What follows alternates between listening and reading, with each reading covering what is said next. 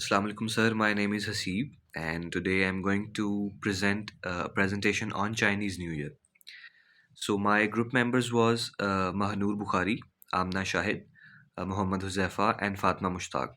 So as they have presented their own part, so I'm going to present my part, which is basically the introduction of Chinese New Year. So first, I would like to tell you what is a Chinese New Year.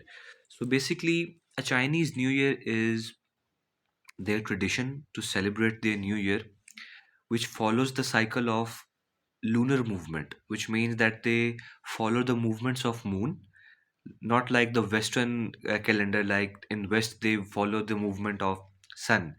So basically in Chinese culture and tradition, the new year follows the pattern and the movement of moon, which is called lunar movement, lunar cycle, and each cycle represents 1 year.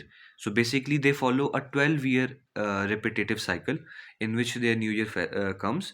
So the new year is based on the lunar calendar and the changes of nature in the spring.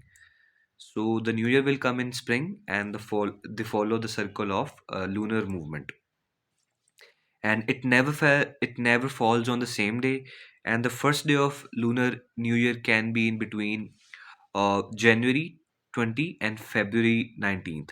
So the new year will come in between these dates, between January 20 and February 19th. So I had a question for the class in which I would going to ask the class that does anyone know which day the new year fell in China in 2023? So basically in this year in 2023, the new year in China came on January 22nd. January 22nd was the day in this year when New Year comes in China. So now I'm going to tell you the lunar cycle of Chinese calendar. So as I tell you before that the Chinese lunar cycle is based on a 12-year repeating cycle. Each astrological animal symbol represents not a month but a year. So there are basically 12 animals in Chinese lunar calendar. Is in this Chinese lunar calendar, each animal represents 1 year. So basically, there are 12 animals, and they each represent 1 year. So, so there's a story and there's a legend behind this why they follow this. So basically, in Western culture, the people and the civilization follows the movement of sun. On the other hand, in Chinese civilization, in their tradition and culture, they follow the movement of moon. That is why they are called lunar movements. Okay. Moving on, now I'm going to tell you the Chinese zodiac and why these 12 animals present uh, 12 years in Chinese calendar. So basically, there's a very famous myth and a legend, whatever you call it. So basically, when in Chinese tradition, when Lord Buddha was going to die, he called animals before him. So basically, 12 animal came. So he rewarded them with each year.